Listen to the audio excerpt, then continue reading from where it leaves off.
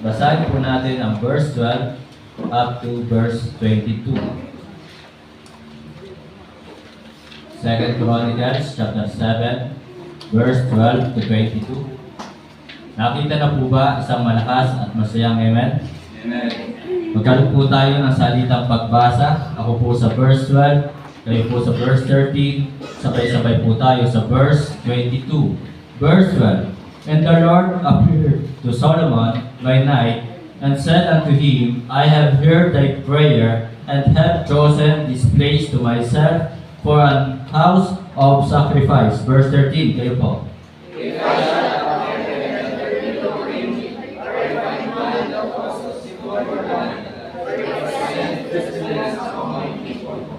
If my people which are called by my name shall humble themselves and pray, and seek my face, and turn from their wicked ways, then will I hear from heaven, and will forgive their sin, and will heal their land. Verse 15.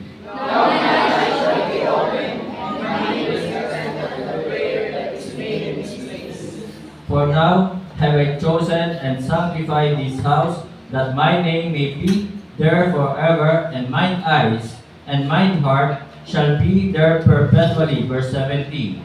And as for me, if thou wilt walk before me, stay with the Father walk, and do according to all that I have commanded thee, and shall observe my statutes and my judgments.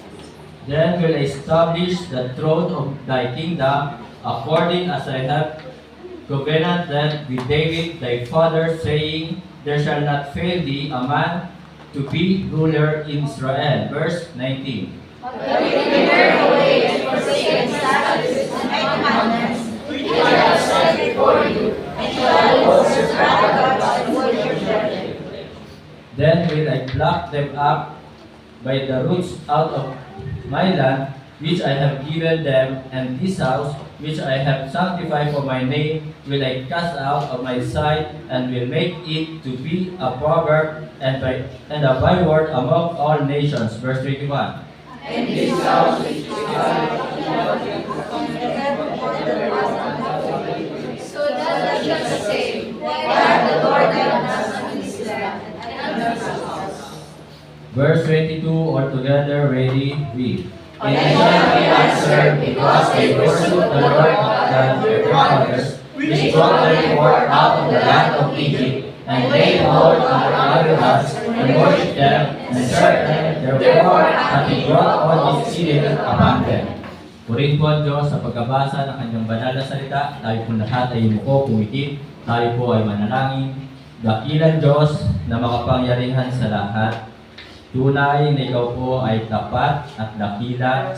Tunay na ikaw po ang may kontrol ng lahat ng mga bagay sa mundong ito. Sa umagang ito, kami po ay sama-samang lumalapit sa inyong harapan, nagmamakaawa, humihingi po kami ng kapatawaran sa aming pong pagkukulang, mga kasalanang nagagawa laban sa iyo. Banal na Espiritu, patawarin mo po kami, pakalinisin mo po kami, ang aming pong puso't isipan, ihanda mo po, Ama, sa pakikinig ng inyong pong banal na salita. Sa umagang ito, kami po ay patuloy na nagpupurit, nagpapasalamat, sapagkat ang inyong pong divine protection ay patuloy na sumasagana sa aming pong buhay. Kami po ay inyong pong iniingatan, katulad na lamang po sa nagdaang bagyo. Nandun po ang inyong pong pag-iingat sa aming lahat. Dalangin po namin sa umagang ito, tulungan mo po, Ama, ang mga nasalanta ng bagyo, kaawaan mo po silang kahabagan. Dalangin ko po na kanila pong matagpuan at tanggapin ang mga katotohanan na minsan ay ipinangaral po sa kanila. Nawa, talikuran po nila ang pagsamba sa mga Diyos-Diyosas, sambahin ka po nila sa Espiritu at katotohanan. Banal na Espiritu, kayo po ang siya mangusap sa puso ng bawat isa. Muli, aking pong dalangin, itago mo po ako muli sa inyong pong likuran. Wala akong ibang hinahangad, kundi patuloy na may taas ang iyong pangalan. Ikaw ang siya maluwalhati, mapapurihan at maparangalan. Dalangin ko po sa bansang ito na nawa ang bansang ito, ang mga namumuno sa bansang ito ay magkaisa sa pagtutulungan sa bayang ito, sa bansang ito, na sila po ay talagang sama-sama na tumulong sa mga nasalanta ng bagyo, hindi para itaas ang kanilang sarili, kundi talaga tulungan ang mga nangangailangan ng tulong. Salamat po sa umagang ito. Nawa po, Panginoon, kayo po sa kikilos at gagawa sa amin. Patuloy mo po kaming samahan sa aming pong paglilingkod sa iyo. At dalangin din po namin sa umagang ito, kaawaan mo po at kahabagan ang Israel. Igawan mo po sa Jerusalem ang kapayapaan at kaligtasan po ng mga taga-Israel. Nawa tanggapin ka po nila bilang kanilang Panginoon at tagapagligtas. Ibinabalik ko po sa iyo, Ama, lahat ng papuri at pasasalamat. Ito po ay aming dalangin sa pangalan po ng aming Panginoong Jesus. Amen. Sa mapagpalang umaga po, mga kapatid, mga minamahal.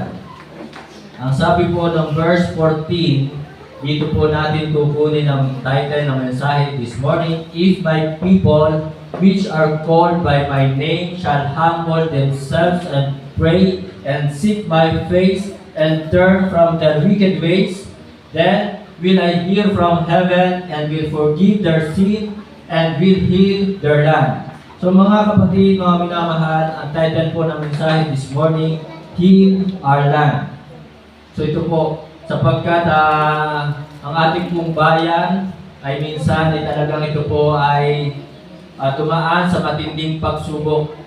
Noong year 2020, ang ating pong bayan, ang probinsya ng Batangas, ay dumanas ng pagsubok, pumutok ang Bulkan Taal. Year 2020, nagkaroon po ng pandemic at ngayon po ay muling sinusubok.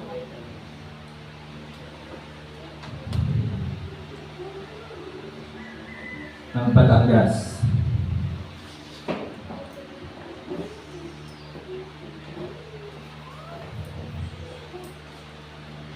Marami po ang nawalan ng bahay. Marami po ang napatay. Mga kapatid, mga minamahal, ang aking panalangin sa inyo, tunay na tayo po ay nasa huling araw na. Huwag po natin pabayaan ang ating pagsamba. Kung maaari, kung kaya natin magsakripisyo para sa Diyos, ng ating Diyos. Nalaman niyo naman, alam niyo po yung sakripisyo ng ating Diyos. Diyos siya, pero siya po ay nagsakripisyo alang-alang sa atin. Siya ay Diyos, siya ay nagsakripisyo ng kanyang buhay upang tayo ay magkaroon ng kaligtasan. Nakikita ko sa ating panahon, maraming tao, maraming Kristiyano, hindi magawang magsakripisyo alang-alang sa ating Diyos. Na maraming Kristiyano ngayon, na talagang hindi nila magawa na talagang umattend ng prayer meeting. Marami sa mga Kristiyano ngayon, hindi magawa na talagang huwag pabayaan ang pagsamba. So mga kapatid, mga minamahal, kung para sa inyo, kung para sa mga tao, kung para sa mga Kristiyano, ay talagang mahirap ang sumamba. So kung ang Diyos na ating pinaglilingkuran ay nagawang isakripisyo ang kanyang bugtong na anak, kung ang ating Diyos na pinaglilingkuran ay ibinigay ang kanyang buhay. So mga kapatid, mga minamahal, ito yung araw na dapat tayo ay magsakripisyo. Na talagang sana'y huwag nating pabayaan ang pagsamba. Na talagang umatid po tayo na maghapon kapag araw po ng linggo. Mga kapatid, mga minamahal, heal our land. Bangon, Batangas.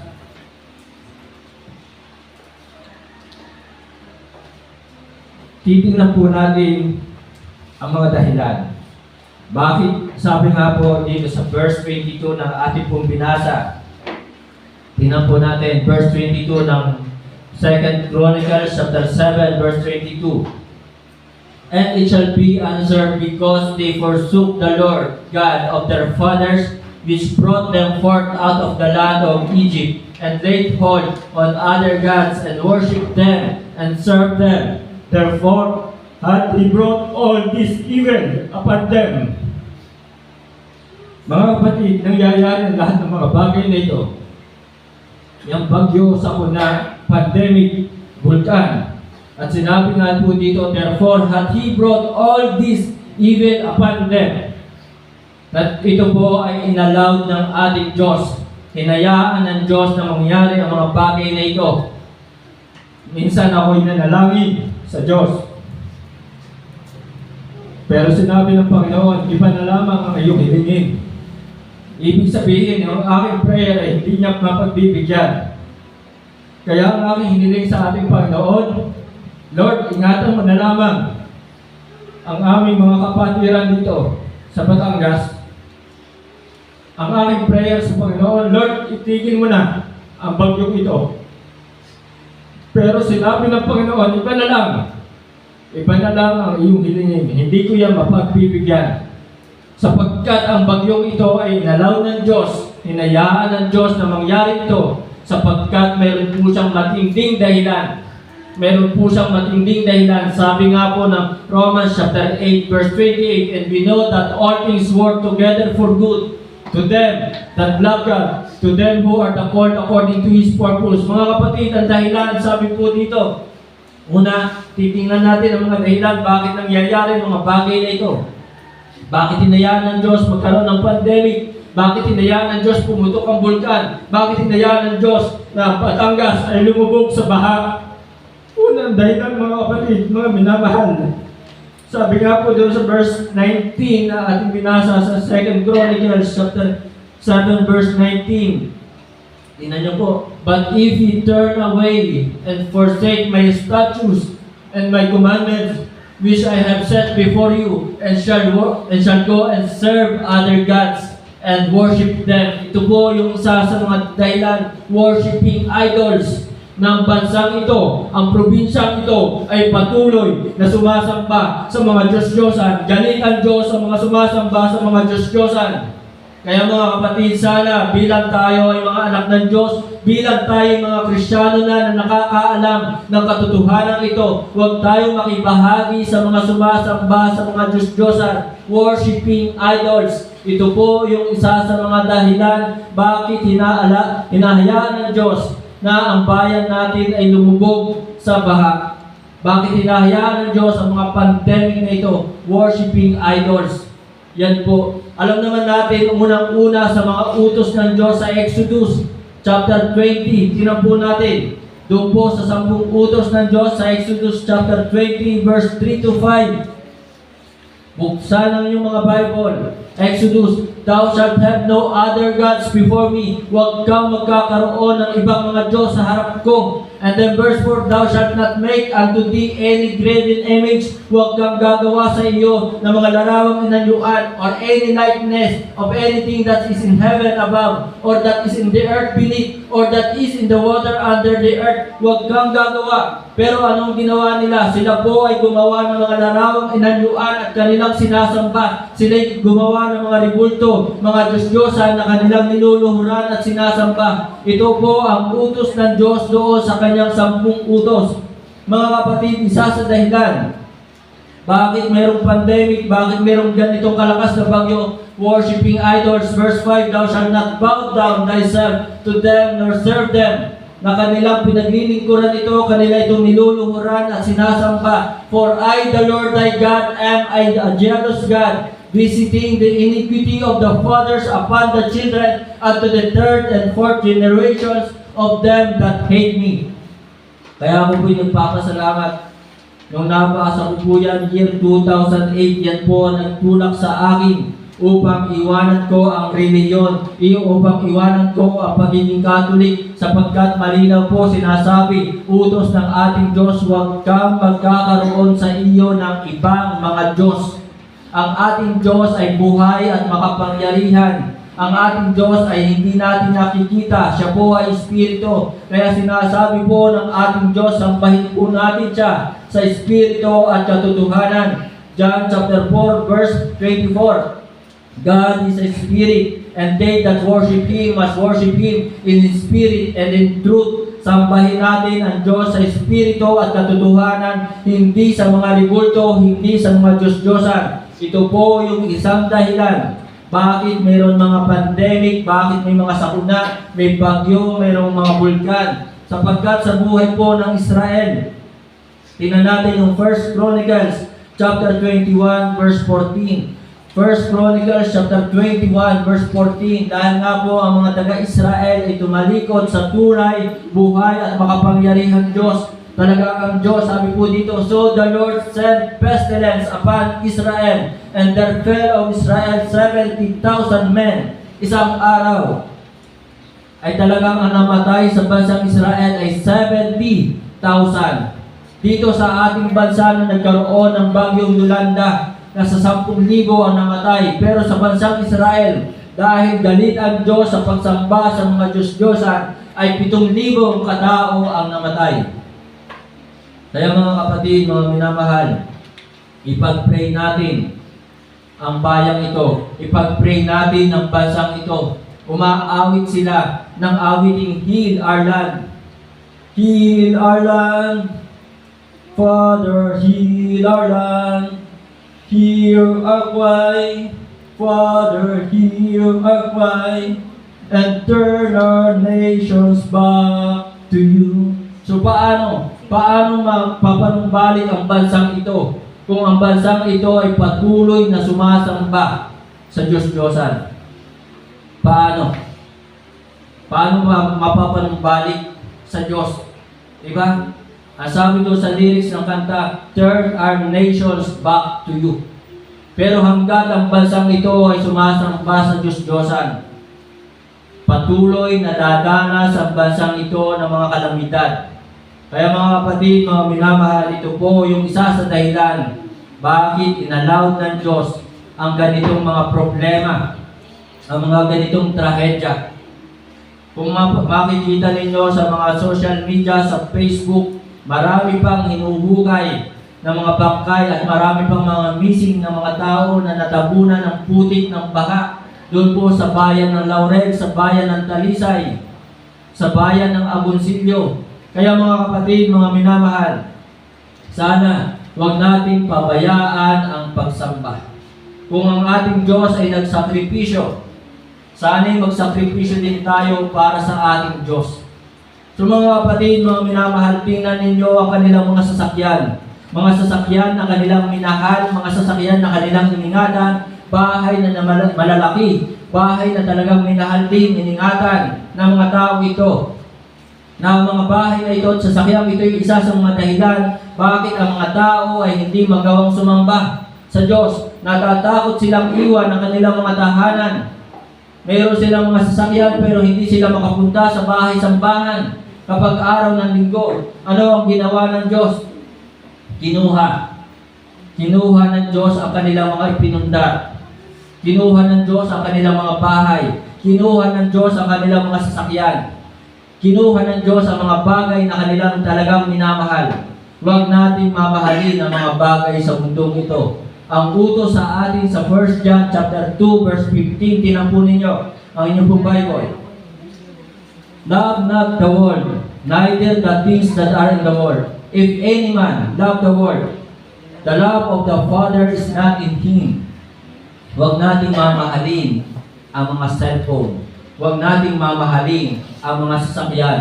Huwag nating mamahalin ang ating bahay. Kapag minahal natin yan, the love of the Father is not in him. Ang utos sa atin ng ating Diyos, thou shalt love the Lord thy God with all thy heart, with all thy soul, and with all thy mind. Ito po ang utos sa atin na talagang siya lamang ang ating dapat mahalin ng buong puso. Kaya lamang mahal ng tao ang kanilang sasakyan. Mahal ng tao ang kanilang bahay. Mahal ng tao ang kanilang trabaho. Ano nangyari? Minahal ng tao ang kanilang mga negosyo, ang kanilang trabaho, pinatigil din ng Diyos. Alam mo ba, ang dahilan ng mga tao, ang dahilan ng mga Kristiyano, pastor, busy ako. Kapag may pagsubok, kapag may bagyo, Diyos ko po, tumatawag sa Diyos. Di ba? Kapag may problema, Diyos ko, Panginoon ko. Kapag may sakit, Panginoon ko, Diyos ko, tulungan mo ako. Pagsamba, busy ako. So mga kapatid, mga minamahal, ano ang ginawa ng ating Diyos? Pinatigil ang trabaho. Diba? Pastor, busy ako sa aking pag-aaral. Pinatigil din ng Diyos ang pagpasok mula Tuesday hanggang Friday. May pasok ba? Wala.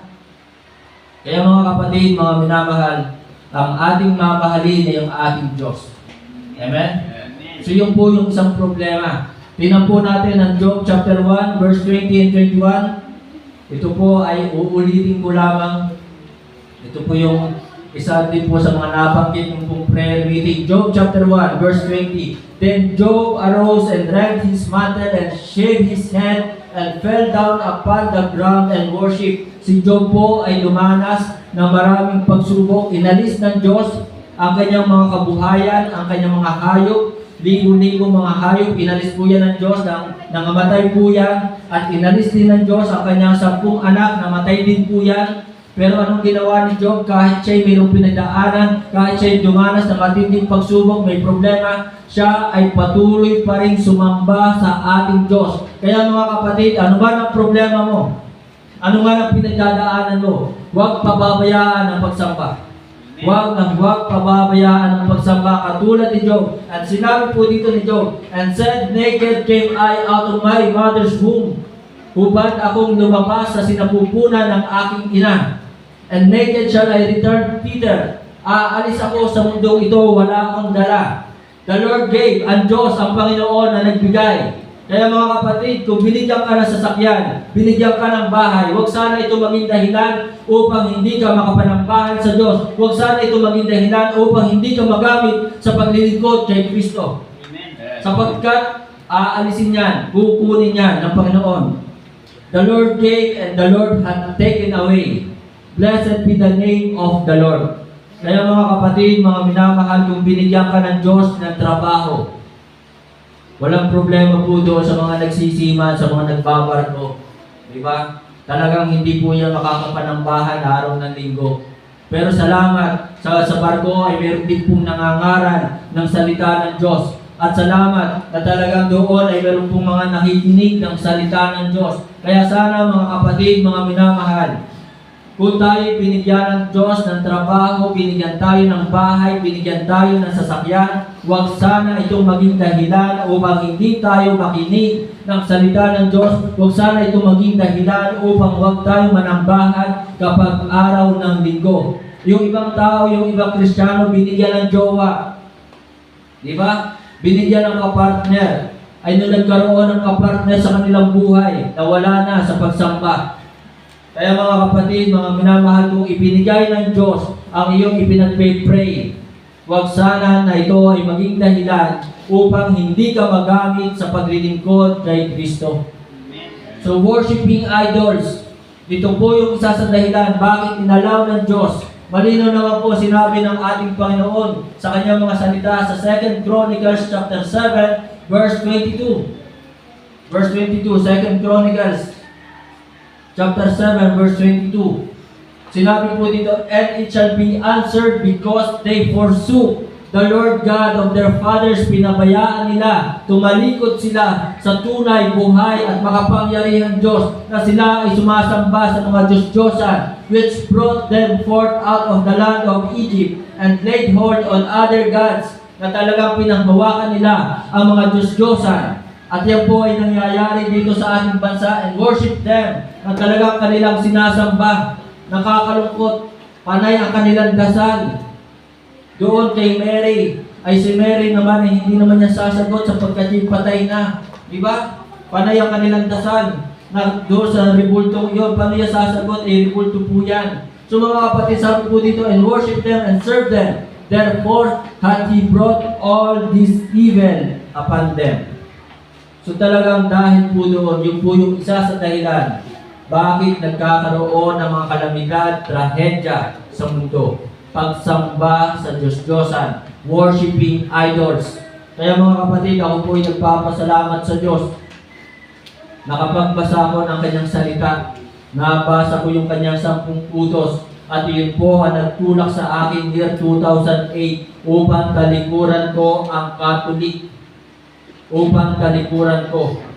So walang ibang tao na hikayat sa akin. Walang sino mang tao ang nagsabi sa akin, talikuran mo yan. So nung naunawaan ko po yung 10 utos ng Diyos, naging malinaw sa akin ang lahat na ang Diyos ay dapat sambahin sa Espiritu at katotohanan. Huwag kang gagawa sa iyo, huwag kang magkakaroon ng ibang mga Diyos sa harap ko. So yun po yung una mga kapatid, mga minamahal, worshiping idols. And then pangalawa, 2 Chronicles chapter 7 verse 14. Balikan po natin ang verse 14. Tingnan niyo po ang inyong Bible. Pangalawang dahilan, wicked ways. Ito po yung, if my people which are called by my name shall humble themselves and pray and seek my face and turn from their wicked ways. Ang tao natin ngayon, ang mga tao sa buong mundo, pasama na ng pasama. Natutuwa pa sa paggawa ng kasalanan. Binabagyo na, inom pa ng inom. Kaya nga naman, may mga lasinggong natabunan ng baha. Diba? May mga lasinggong nadala ng baha. Binabagyo na, ang lakas na ng ulan, may baha na, abay nakukuha pa mag-inom. Diba? At pagkatapos ng bagyo, talagang tuloy pa rin, nagiinom pa rin. Kung ano man ang problema, sana'y hindi alak ang maging solusyon. Kailanman ang alak ay hindi solusyon sa problema ng tao. Ang alak ay lalo pa madadagdagan nito ang problema ng sino mang tao. So yun po ang tao ngayon, wicked, pasama na ng pasama, sobrang sama na ng tao, inuumaga sa pagsusugal. Yun po ang tao ngayon, inuumaga sa pag-iinom, inuumaga sa pambababae, sa mga beer house. Yan ang tao ngayon. Kaya nga naman, ito po ay ina-allowed ng Diyos upang ang mga tao ito ay magsipagsisi sa kanilang mga kasalanan. Pero wala talaga. Wala pa rin pagsisisi sa mga kasalanan. Patuloy pa rin sila sa kanilang pagsusugal, sa kanilang pagbibisyo, sa kanilang mga pambababae, di ba? Nakakailang palit na ng asawa. Meron na silang number 1, number 2, number 3. So mga kapatid, mga minamahal, yan po ang mga kasalanan ng tao ngayon. Na mga kabataan ngayon ay kung makapanagot sa kanilang magulang, kung sagot-sagutin ng mga kabataan ngayon ang kanilang mga magulang, gano'n na lamang. So mga kapatid, sobrang sama na ng tao ngayon. Mas iniibig ng tao ngayon ang kanilang sarili, mga kalayawan sa mundong ito, kaysa ibigin ang tunay na Diyos. 2 Timothy, tinan po natin. Verse 3. 2 Timothy chapter 3, verse 3. Without natural affection. So yan po mga tao ngayon. Lumalaganap, dumadami ang mga LGBT. At ang tao ngayon ang pinapairal pa sa mundong ito. Gusto pa nilang isabatas. Gusto pa nilang payagan, pahintulutan ang mga same-sex marriage. Yan ang kasalanan ng mundong ito. Same-sex marriage, ang babae ay nilikha ng Diyos para sa lalaki. So hindi para sa babae. So yun po mga kapatid, mga minamahal, without natural affections, truth breakers, false accusers, and continent, first despisers of those that are good, na talagang hinahamak pa yung gumagawa ng mabuti. Verse 4. Tingnan po natin. Traitors, mga traitor, katulad ni Judas, heady, matitigas ang ulo, high-minded, mapagmataas, lovers of pleasures more than lovers of God. Mas iniibig ng mga tao ngayon kalayawan sa mundong ito. Pupunta sila kung saan sila masaya. Pupunta sila, gagawin nila ang mga bagay kung saan sila masaya. Amen po ba? So yan po ang kasalanan ng tao, sobrang sama na po ng tao ngayon. Lovers of pleasures more than lovers of God. Mas mahal nila ang kalayawan sa mundong ito. Mas mahal nila mga material na bagay sa mundong ito kaysa ibigin ang Diyos. Kaya ako po ay nagpe-pray na sana huwag nating pabayaan ang pagsamba. Sana'y talagang ngayon yung araw, ngayon yung panahon na dapat mas naglalaan tayo ng maraming oras para sa Diyos. Diba? Pero saan inuubos ng mga tao kanilang oras? Saan? Sa sanglibutang ito, sa mundong ito. So mga kapatid, mga minamahal, wicked ang tao ngayon. So yan po yung pangalawang dahilan, bakit inaalam ng Diyos, at pangatlo pong dahilan ay mayayabang na ang tao. Tingnan nga po natin, 2 Timothy pa rin, chapter 3, verse 2. 2 Timothy, chapter 3, verse 2. For men shall be lovers of their own selves. Yan po ngayon ng tao, iniibig ang kanilang sarili. Covetous, ganit. Yung bagyo, pinagkakakitaan. Di ba? Nung bagyong Yolanda, Sino ang nakinabang sa mga donation na galing sa ibang bansa? Napakalaking halaga ng pera pero saan napunta? Copetus. Mayayaman na sila pero nagagawa pa rin nila magnakaw sa kaban ng bayan. Yan po ang tao ngayon kung bakit ina-allow ng Diyos sa mga trahedyang ito. Covetous, boasters, mayayabang, proud, mapagmalaki, blasphemers, mapagtungalo sa Diyos, ayaw tanggapin si Kristo bilang Panginoon at tagapagligtas. Ito po ang mga dahilan bakit ina-allow ng Diyos ang mga ganitong trahedya. Itinuturo sa kanila ang katotohanan na si Kristo ang Panginoong tagapagligtas at ang kaligtasan ay sa pamamagitan ng pananampalataya na si Kristo ay namatay sa krus dahil sa ating mga kasalanan, nalibing at muling nabuhay. Pero ayaw pa rin nilang tanggapin.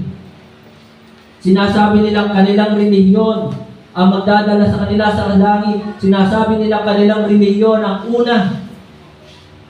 Mga kapatid, mga minamahal, hindi relihiyon ang magliligtas sa atin. Walang relihiyon na makakapagligtas sa atin. Walang relihiyon na makakapagdala sa atin sa langit. Hindi baptist, hindi ang anumang relihiyon. Tanging si Kristo lamang. Jesus said unto him, I am the way, the truth, and the life. No man cometh unto the Father but by me. Mga kapatid, mga minamahal, wicked, proud, boastful. Yan po ang tao ngayon. Mapagmalaki, mayabang, ganig. Pagdating sa salapi, talagang mukhang pera. Pagdating sa salapi, ay lumalaki ang kanilang mga mata.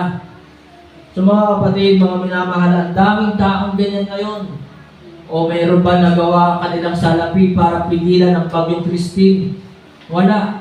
Sa Diyos pa rin sila tatawag. Amen po ba? Diyos pa rin ang kanilang tatawagan. Walang magagawa kanilang pera. Sa amin po ngayon, sa aming bayan, sa Monsillo, at ganoon din po sa bayan ng Laurel, talagang wala pong makadiretsong mga four wheels na mga sasakyan. Balik sa dati. Na dati ang ginagamit na transportation po doon para makarating sa Banyaga, para makarating sa Pilipino, para makarating sa Laurel, sa Talisay, ang ginagamit na transportation noon, bangka. Ngayon, balik ulit sa bangka. At ang isda na hinaharvest ngayon para madala dito sa bayan, di ang po ngayon dinadala sa pansipit yung mga hinaharvest ng mga tilapia. So, balik ulit dati na talagang ikinakarga yung mga box na isda.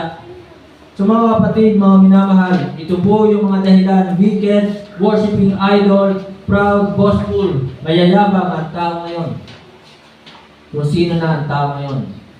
Mga kabataan na talagang masyado nang nagmamalaki sa kanilang magulang, mga kabataan na talagang kung utusan ang kanilang mga magulang, yan po ay pagmamalaki na. Porket nagkaroon lamang ng trabaho, magulang na ang inuutusan ngayon, baliktad na. At ang magulang naman ang sumusunod ngayon. Di ba? Mga anak, kayo ang dapat sumunod sa magulang. Mga anak, kayo ang dapat utusan ng magulang. Kayo ay susunod sa inyong magulang. So mga kapatid, mga minamahal, ito po ang pangatlong dahilan bakit inallowed ng Diyos ang mga ganitong sitwasyon. Then pang-apat na dahilan, tingnan po natin ang verse 17. 2 Chronicles chapter 7, verse 17. Sabi po dito mga kapatid, sa verse 17, 2 Chronicles chapter 7, verse 17. And as for thee, if thou wilt walk before me, as David thy father walked, and do according to all that I have commanded thee, and shalt observe my statutes and my judgment. So mga kapatid, pangatlo pong dahilan, disobedience, pang-apat na dahilan.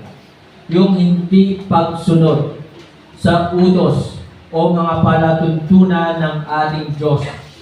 Maraming tao ngayon, talagang hindi sumusunod. Ayaw sumunod sa mga utos ng Diyos. Pinababayaan ang mga utos ng Diyos. Laging sinasabing ang Diyos ay pag-ibig. Laging sinasabing ang Diyos ay mabait. Laging sinasabing maunawaan naman ako ng aking Diyos. Opo, tunay na ang ating Diyos ay pag-ibig. Tunay na ang ating Diyos ay good. God is good all the time. Tunay po yan, forever po yan. Pero huwag natin kalilimutan na ang ating Diyos ay namamalo din. Ang ating Diyos is a righteous judge. Siya po ay naghuhukom, humahabol sa mga taong matitigas ang ulo, sa mga taong sumasamba sa Diyos-Diyosan. Ang Diyos ay nagpaparusa. Ang Diyos ay namamalo. Huwag na huwag po natin niyang kalilimutan. Ito po mga trahedyang ito po'y parusa ng Diyos, ito po'y pamamalo ng Diyos sa mga taong matitigas ang ulo, sa mga taong nakakalimot na sa Diyos. Maraming tao po ngayon talagang ayaw sumunod. Pinapabayaan ang pagsamba nandoon sa kanilang tahanan. At mayroon namang mga tao nandito nga sa loob ng bahay-sambahan, pero ang tanong, nakikinig ba ng salita ng Diyos? Useless ang pagparito natin sa bahay-sambahan kung hindi naman po tayo nakikinig ng salita ng Diyos. Tandaan niyo po, wala tayong may tatago sa Diyos. Kita ng Diyos lahat ng ating ginagawa. Sayang lang ang ating pagparito sa bahay-sambahan kung hindi rin lang naman tayo makikinig ng salita ng Diyos. Hypocrites ang tawag dyan. Diba? Hypocrites. So mga kapatid, mga minamahal, kung talagang tayo po ay sasamba, dapat ituon natin ang ating puso't isipan sa pakikinig ng salita ng Diyos. Kaya ini-encourage ko po kayo, magsulat po kayo dyan. Mag-take down notes po kayo dyan. Upang mayroon din kayong ma-share. Kaya hindi kayo makapag-share sa Facebook ninyo Diba? Sapagkat wala kayong alam na salita ng Diyos. Hindi kayo nagte-take down notes ng mga preaching. Tapos ang i-share nyo lamang sa Facebook ay kung ano yung mga kalokohan. Diba? Kung ano yung mga kasalanan pa. So mga kapatid, mga minamahal, disobedience. Verse 19, tinan po natin ang verse 19 ng 2 Chronicles chapter 7, verse 19. But if you turn away, so yan na po, tumatalikod na, ayaw sumunod doon sa utos ng Diyos, ayaw sumunod sa kalooban ng Diyos, and forsake my statutes, pabayaan ninyo ang aking mga palatuntunan at ang aking mga kautusan, ang aking mga batas, which I have set before you, na aking ibinigay sa inyong harapan. Kung ito ay hindi nyo susundin, sabi ng Panginoon, and shall go and serve other gods and worship them. So yun po yung mga dahilan, disobedience, na nangyayari po hanggang ngayon. Nasaan ang maraming tao? Diba? Nagkapera lang, kinalimutan ng Diyos. Nagkaroon lang ng sasakyan, kinalimutan ng Diyos. Nagkaroon lamang ng magandang bahay, sinagot ng Diyos, ibinigay ng Diyos ang kanilang prayer. At nung ibinigay ng Diyos ang kanilang mga prayer, nagkaroon ng magandang trabaho, ay nasaan sila? So mga kapatid, disobedience ang problema. Disobedience ang dahilan bakit mayroong ganitong mga trahedya. So last mga kapatid na dahilan, tinan po natin ang verse 19 pa rin. Sabi po diyan sa verse 19. But if you turn away, so diyan na po yung simula na sila po ay nawawalan na ng oras, ng panahon sa ating Diyos.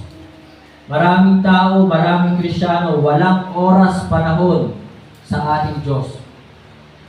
Tandaan niyo po, ang Diyos kailanman ay hindi nawala ng oras sa atin. Ang Diyos ay laging nasa sa atin, gumagabay sa atin, hindi tayo pinapabayaan. Kaya sana ay tayo po ay laging magkaroon ng oras, panahon. So mga kapatid, mga minamahal, isa sa mga dahilan bakit walang oras sa mga tao ngayon, gadgets. Diba?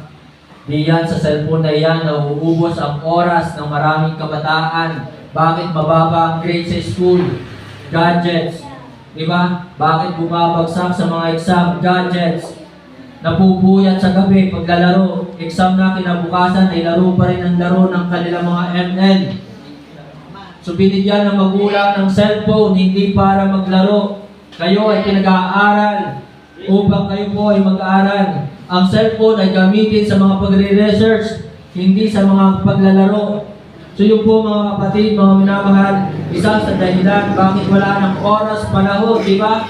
Minsan ang mga mag-asawa hindi na rin nag-uusap Bakit? Laging hawak din, laging karap din ay cellphone. Diba? Ay nasa sa loob ng bahay, hindi nag-uusap. Bakit? Panay ang scroll sa cellphone.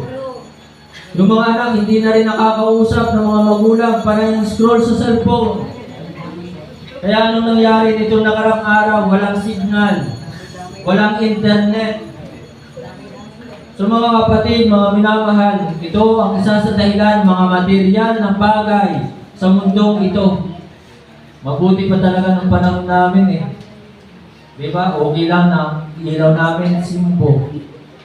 Yung mga gasera, yung Coleman, yung tawag doon eh, Coleman, yung mga tigasan. Tapos ang aming aliwan dati, makikinig kami sa radyo ng TCRH, ng mga matudni lang yan, ng mga, ano pa no, yung mga dula. Di ba? Simple lang ang buhay dati ng aming mga laro noon, sityo, kabulan, taguan, ay ngayon, ayaw na ng mga bata ng mga ganitong laro, ng mga sityo, taguan, touching sleeper. Kaya naman malalakas ang aming katawan noon, hindi kami nagkakasakit. Eh mga bata ngayon, maghapon na sa loob ng kwarto, nagse-cellphone, kinalimutan na ang pagkain. Diba? Hindi gumagalaw ang kanilang katawan, kaya talaga ang kanilang mga dugo ay nai-stuck, kaya marami ngayon ang nai-stroke. Diba? Walang exercise eh, kulang sa galaw, kulang sa movement. Kaya maraming mga kabataan ngayon, malabo na ang mata.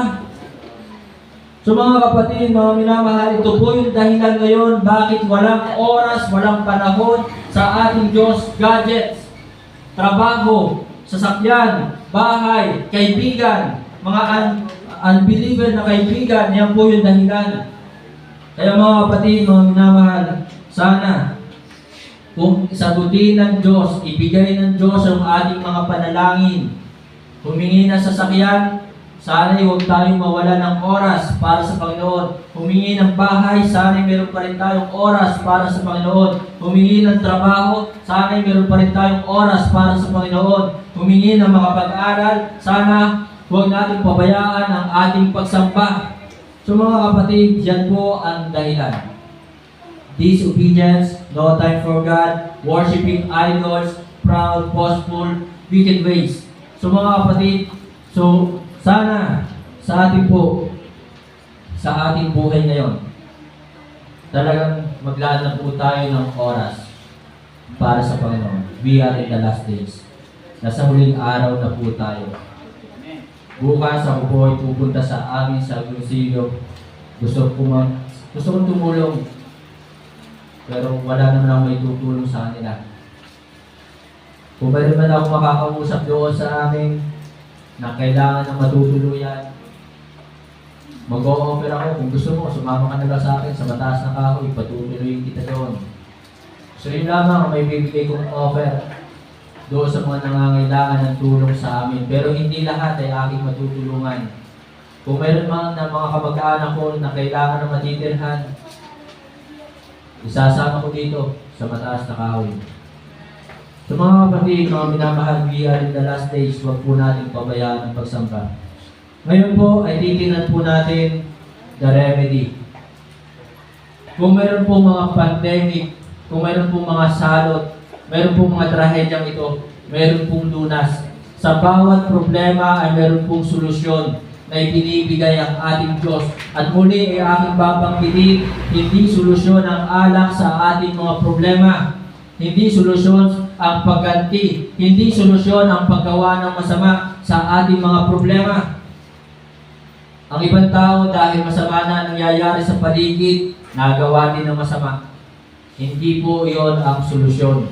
Amen po ba? So titingnan natin ngayon yung lunas upang huwag na nating danasin pa ang mga ganitong kalamidad. So una, the remedy, 2 Chronicles chapter 7 verse 14. Tingnan po natin, isa sa mga lunas na hinihingi sa atin ng Diyos upang gumaling o pagalingin ang ating bayan, ang ating probinsya.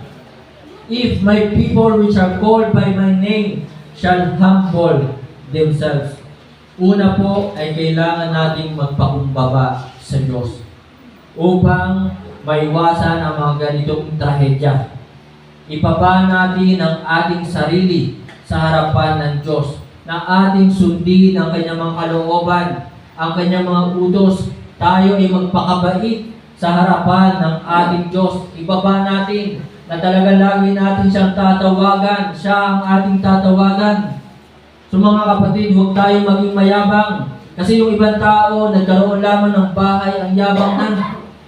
Di ba? At kanilang sinasabi, masipag ako kung bakit ako'y nakapagtayo ng magandang bahay. Nag-aaral ako, matalino ako, malakas ako, madami akong koneksyon, bakit ako mayroong sasakyan? Bakit ako mayroong magandang trabaho? So sila ay nagmamalaki. Hindi nila alam na ang Diyos ang nagbigay sa kanila ng lahat ng iyan.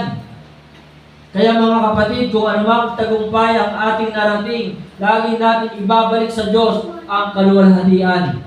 Sa Diyos ang papuri, sa Diyos ang kaluwalhatian, sa Diyos ang pasasalamat. Amen po ba? So ating ibaba ang ating sarili sa harapan ng ating Diyos. Ito ang lunas. Pangalawa, na lunas po upang talaga muna natin sapitin. Sabi dito, if my people which are called by my name shall humble themselves and pray. Tayo po ay laging manalangin sa Diyos. Amen po ba? Huwag natin pabayaan ang ating pagpe-pray. Kaya nga sabi ko po sa inyo, nung bumabagyo, ako po ay nanalangin sa Diyos. Ako po ay lumuhod sa Diyos. Nakikiusap ako sa Diyos. Naitigil na. Pero sumagot ang Panginoon. Iba na lamang ang hilingin mo. Yan po yung sinabi ng Panginoon sa akin. So ibig sabihin, hindi mapagbibigyan ng Panginoon ang aking prayer na patigilin ng ulang ito, ang bagyong ito. Kaya ang hiniling ko na lamang sa Panginoon, Panginoon, ingatan mo na lamang ang mga kapatiran dito. So salamat na dito sa mataas na kahoy, maaaring ang iba nakaranas din ng baha sa loob ng kanilang tahanan, pero ganun pa man, ligtas pa rin, kumakain pa rin, di ba? Natitirhan pa rin, natutulugan pa rin ang kanilang mga tahanan. Pero tingnan ninyo yung bayan ng Agoncillo, ang bayan ng Laurel, ang bayan ng Talisay, hindi na matitirhan ang kanilang mga tahanan. Lubog sa baha at talaga nung nawala na ang tubig, ano ang naiwan? Lupa, putik. Talagang lumubog na, yung iba'y talagang wash out. Tinangay na ng baha ang kanilang bahay. So mga kapatid, salamat dito sa mataas na kahoy. Tayo ay pinagpala. Amen? So mga kapatid, lagi tayong mag-pray. Itinuro sa inyo how to pray. Diba? Paano manalangin? Yung acronym ACTS, ACTS, Adorations, Purihin ng Diyos, Confessions, humingi ng tawad, magpasalamat, at saka tayo hihingi ng ating mga kailangan. Yun po ang prayer. Amen po ba? Ang prayer ay talagang kung ano yung nasa sa ating puso. Ang prayer ay personal na pakikipag-usap sa Diyos. Ang prayer, ayaw ng Diyos yung paulit-ulit. Ayaw ng Diyos yung mga scripted na prayer. Amen po ba? Na ginagawa ng iba. Ang prayer ng iba ay talagang paulit-ulit na wala namang hinihingi doon. Kaya talaga naman sa buhay ng iba dahil ang kanilang prayer ay paulit-ulit, hindi nagkakaroon ng pagbabago sa kanilang buhay. Amen? Ano mangyayari kung magpe-pray tayo ng Panginoong Maria? Wala, hindi po pakikinggan ng Diyos kung yan ang ating dadasalin. Panginoong Maria, napupuno ka ng grasya. Buti pa si Mary, punong-puno ng grasya. Aba, lalaki, Father. Diba? Ginoo, lalaki. Aba, lalaki, Father, lalaki. Ay si Mary, babae. O bakit tinawag na Aba, Ginoo, Maria? Mali pong prayer po yun. Ang prayer ay personal na pakikipag-usap sa Diyos. Ito ay utos sa atin. Ang sabi ng Panginoong Jesus sa Luke 18 verse 1, and He spake a parable unto them to this end, that men ought always to pray and not to faint. Laging manalangin. Pero pagpe-pray na nga lamang, pinapabayaan pa. Prayer na nga lamang, naliplit, may sukli pa, mayroon pang sukli, di ba? Pinapabayaan pa. So huwag po natin pabayaan na tayo po ay laging manalangin, pray. Watch and pray that ye enter not into temptations. The spirit indeed is willing, but the flesh is weak. Matthew 26 verse 41. Mga kapatid, mga minamahal, maaari kung sa tingin ninyo wala namang kayong kailangan, pero ang tanong, lalapit ba tayo sa Diyos? Magpe-pray lang ba tayo kapag tayo may kailangan? Lagi tayo may kailangan. Kailangan natin magpasalamat sa Diyos. Isa sa dahilan kaya yata hindi ako nagkakasakit kasi lagi ako nagpapasalamat sa Diyos doon sa kalakasan at kalusugan na ibinibigay sa akin ng ating Diyos. Umaga, nagpapasalamat na ako. Lord, salamat sa panibagong buhay. Lord, salamat sa kalakasan at kalusugan na ibinigay mo sa akin. Wala akong sakit. So maaaring ito po yung isang dahilan kung bakit hindi po ako nagkakasakit. Katulad na lamang po nung pumutok ang bulkan. Maraming tao nagkasakit, maraming tao inubo. Pero ako'y nagtataka, bakit ako hindi inuubo? Ay samantalang doon pa ako natulog sa amin sa konsilyo. Langhap ko pa yung mga usok. At nalalanghap ko pa yung mga abo, yung ashfall. Pero bakit hindi ako nagkasakit sa baga? Amin po ba? Ay yung iba, tulog face mask. K99 ang kanilang mga face mask. Pero sila pa yung nagkasakit, sila pa yung inubo, sila pa yung sinipon. Kaya mga kapatid, mga minamahal, lagi tayo mag-pray sapagkat kailangan natin magpasalamat sa Diyos. Napakarami ng ating dapat ipagpasalamat sa Diyos. So yun po, ang isang lunas upang mawala ang mga ganitong trahedya, ang ganitong mga salot, tayo po ay manalangin. Pangatlo, na lunas, balikan pa rin po natin ang 2 Chronicles chapter 7 verse 14. If my people which are called by my name shall humble themselves and seek my face and turn from their wicked ways. Turn from their wicked ways. Yan po ay repentance. Pagsisisi sa kasalanan, talikuran. Yung mga masasamang gawain, talikuran ng mga kasalanan. So kailangan ng tao magsisi. At kapag nagsisi na sa kanilang mga kasalanan, sana'y huwag na talagang ulitin pa. Nung pandemic, tigil ang inuman. Nung pandemic, tigil ang sugalan. Nung pandemic, talagang tigil ang mga beer house o mga babaihan diyan, di ba? So, masasabi natin, aba, nagsisi na mga tao sa kanilang kasalanan. Kasi tumigil na. Pero nakakalungkot, after pandemic, anong nangyari? Balik na ulit sa sugalan, balik na ulit sa inuman. So, hindi natin masasabing sila ay nagsisi sa kanilang mga kasalanan. So, ang mensahe sa atin ng mga trahedyang ito, talikuran at pagsisihan ang anumang uri ng kasalanan. Repentance, ito ang lunas upang huwag na nating danasin pa ang ganitong mga trahedya.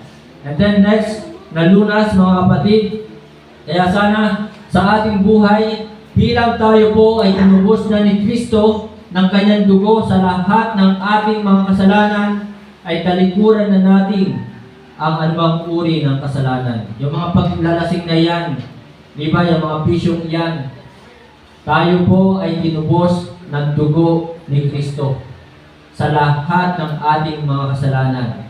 Kaya sana ito yung magtulak sa atin upang huwag na natin balikan pa ang anumang uri ng kasalanan. Next, yung pa rin po, if my people which are called by my name shall humble themselves and pray and seek my face. Seek my face. Alam niyo po yung salita diyang seek sa salitang Hebrew word. Mga kapatid, yung salita pong seek, sino ba sa inyo nakakita na sa Diyos? Meron ba? Meron ba sa inyo nakakita na sa Diyos? Kung hahanapin ninyo ang Diyos, makikita niyo ba siya ng personal? Di ba hindi? Wala pang nakakakita sa Diyos. Ang ibig sabihin po diyan na salitang seek, mga kapatid, mga minamahal, sa salitang Hebrew word, bakash. B-A-U-A-S-H. Bakash. Nang ibig sabihin po nito ay to ask or to beg, makiusap, magmakaawa sa Diyos. Ito po ang lunas sa mga ganitong trahedya. Tayo ay magmakaawa sa ating Diyos, sa ating Panginoong Hesus, hindi sa mga mayor, hindi sa mga gobernador, hindi sa presidente. Unang-una ay dapat sa Diyos tayo lumalapit at nagmamakaawa. Yun po ang lunas. Ay maraming tao ngayon, para bagang wala lang. Meron bang nagmakaawa sa Diyos? Kaya mga kapatid, kapag tayo pinagpe-pray, sana nandun yung ating salitang, Lord, ako'y nakikiusap. Ako'y nagmamakaawa sa iyo. Ako'y lumuluhod sa iyo. Amen? So yun po ang ibig sabihin ng salitang seek, bakas, to ask, or to beg, makiusap, magmakaawa. So hanapin lagi natin ang Diyos, magmakaawa tayo sa Diyos. Eh ang tao nga, palibhasa ang tao ngayon, ang yayabang na. Kinalimutan ng Diyos. Diba? So ito po yung lunas, mga kapatid, mga minamahal, at tayo po ay magmakaawa sa Kanya. And then, last, mga kapatid, so ang lunas, magmakaawa, pagsisihan ng kasalanan, tayo ay manalangin, at tayo po ay magpakumbaba sa ating Diyos, sundin ang Kanyang mga utos, kalooban. And then, kung mayroon pong the reason, mayroon the remedy, and then tingnan po natin the reward. So mga kapatid, kapag ginawa natin na tayo talagang nagmamakaawa sa Diyos, sumusunod sa Kanyang kalooban, meron pong pagpapala. Ano sabi ng verse 14? If my people which are called by my name shall humble themselves and pray and seek my face and turn from their wicked ways, then will I hear from heaven. So tayo po ay didinggin na ng Panginoon. Diba? Kasi ang kasalanan ang naglalayo sa atin sa Panginoon. Ito ang nagkukupli sa atin sa Panginoon. Ang sabi po ng Isaiah chapter 59 verse 2. Tingnan po natin ang ating pong Bible. Sa Isaiah chapter 59 verse 2. But your iniquities, ang inyong mga kasamaan, kasalanan, have separated between you and your God. Ito ang naglalayo sa inyo, sa Diyos. So mga kapatid, mga minamahal, and your sins have hid His face. Ang ating mga kasalanan ang nagtago sa Kanyang mukha mula sa atin, that He will not hear, upang hindi na tayo dinggin. Kaya kapag nag-pray para dinggin ang ating panalangin, huwag kalilimutang humingi ng tawad sa mga kasalanan na ating nagawa. Ang paghingi ng tawad sa Diyos, kailangang isa-isahin natin yung kasalanan na ating ginawa. Kung tayo'y nag-inom, Lord, patawad, ako'y nag-inom. Kung tayo'y nanigarilyo, Lord, patawad, ako ay nanigarilyo. Kung tayo ay nagsinungaling, Lord, patawad, ako ay nagsinungaling. Kung tayo'y nagsalita ng bad words, Lord, patawad. Nagmura ako, nagsalita ako ng bad words. Ganun po ang paghingi ng tawad sa Diyos. Atin pong iisa-isahin. Hindi yung sasabihin lang natin, Lord, patawad ako sa aking mga kasalanan. Mali po yun.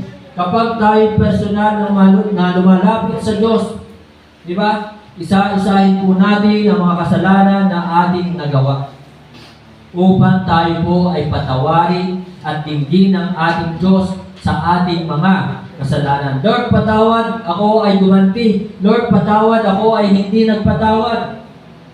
Ang hindi pagpapatawad sa mga tao nagkasala sa atin, ito ay kasalanan.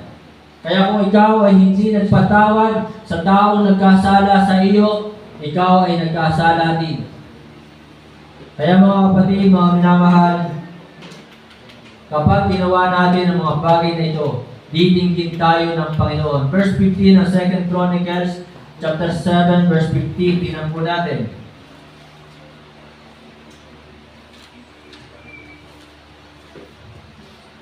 Nandiyan na ba kayo? Say amen. Verse 15, sabi po dito, Now mine eyes shall be open, and mine ears attend unto the prayer that is made in this place. So kapag ginawa nating sumunod sa mga utos ng Diyos at humingi na tayo ng tawad sa lahat ng ating mga kasalanan, titingin na po tayo ng ating Diyos, ng ating Panginoon. And then ang the reward pa, will forgive their sin or our sin. Patatawarin tayo sa ating mga kasalanan. Salamat kay Kristo na nagbuwis ng kanyang buhay, nag-alay ng kanyang buhay, na dahil sa kanyang dugo, nagkaroon tayo ng katubusan, kapatawaran sa lahat ng ating mga kasalanan. And then, sabi ng verse 14 ng 2 Chronicles and heal their land. So yan po ang ganti ng Diyos sa atin.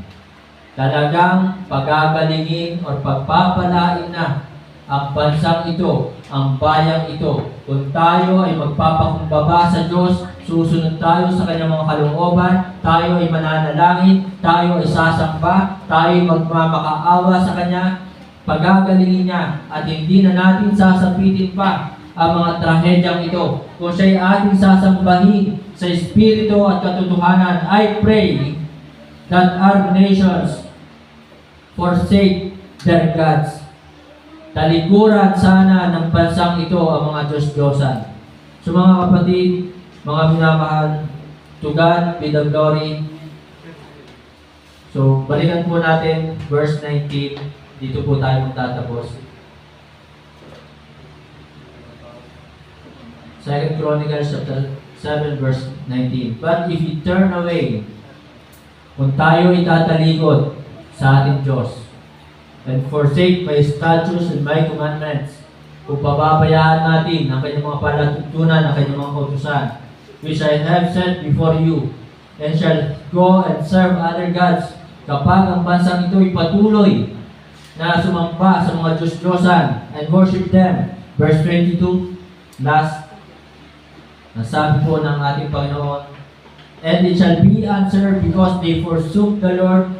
Pinabayaan nila ang ating Panginoon. Wala silang oras, panahon sa ating Diyos of their fathers, which brought them forth out of the land of Egypt, and laid hold on other gods, and worship them, and serve them. Therefore, dahil dito, kapag ang mga tao ay patuloy na nawala ng oras para sa Diyos sa Panginoon, hindi sumamba, kinalimutan ang pagsamba, therefore, hath He brought all these even upon them. Ipapahintulot ng Diyos ang mga trahedyang ito sa bansang ito. Kaya mga kapatid, mga minamahal, ang hamon sa atin, huwag natin pabayaan ang pagsamba. Patuloy nating sundin ang kanyang mga kalooban. Ipag-pray ang ating mga mahal sa buhay na sila ay makakilala sa katotohanan, talikuran ang pagsamba sa Diyos-Diyosan. Tayo po lahat ay umayo. Tayo po lahat ay umuko, pumikit. Tayo po ay manalangin. Dakilang Diyos na makapangyarihan sa lahat. Kami po ay nagsusumamo, nagmamakaawa. Kawaan mo po't kahabagan ng bansang ito. Kawaan mo po't kahabagan ng mga nasalanta ng bagyo. Marami din po ang nahirapan doon po sa Bicol. Tulungan mo po sila. I pray na doon po sa Bicol ay patuloy na lumaganap ang katotohanan. I pray na ang bansang ito, sambahin ka po nila sa Espiritu at katotohanan. Nawa, ang iyong mga salita ay patuloy na lumaganap sa buong mundo. Salamat na kayo po ay patuloy na nangusap sa amin. Nawa po, Panginoon, alisin mo po sa puso ng bawat isa ang takot. Marami po natakot sa bagyong dumaan. Sana bigyan mo po sila ng lakas ng loob upang makayanan po nila, malampasan po nila ang pagsubok na dumating na ito sa kanila. Tulungan mo po ang mga kapatiran na nasalanta din po ng bagyo. Doon po sa Lemery, meron po doon mga kapatiran na nawalan po ng bahay. Tulungan mo po sila. Nawa, sa aming pong buhay, sa panahon po namin ngayon, lagi kaming tumawag sa iyo, manalangin at sumamba sa iyo, sumunod sa iyong mga kalooban, na huwag na namin pabayaan pa ang aming pong paglilingkod. Salamat po, aming Diyos, sa lahat ng ginawa mo po sa aming pong buhay. Maaring kami ay maraming pagkukulang. Maaring kami ay hindi rin po nakakasunod sa iyong pong kalooban. Salamat na nanatili kang tapat sa amin. Salamat din po sa umagang ito, sa buhay po ni Raymart na siya po ay handang sumunod sa tubig po ng bautismo. Dalangin po namin aming Diyos, Punuin mo po ito ng pong bahay-sambahan ng mga ligtas, baptize at naglilingkod sa inyo. Patuloy po kayong magligtas sa bayang ito, sa bansang ito, sa buong mundo. Banal na Espiritu, puspusin mo po kami. Ito po yung aking dalangin sa pangalan po ng aming Panginoong Jesus. Amen.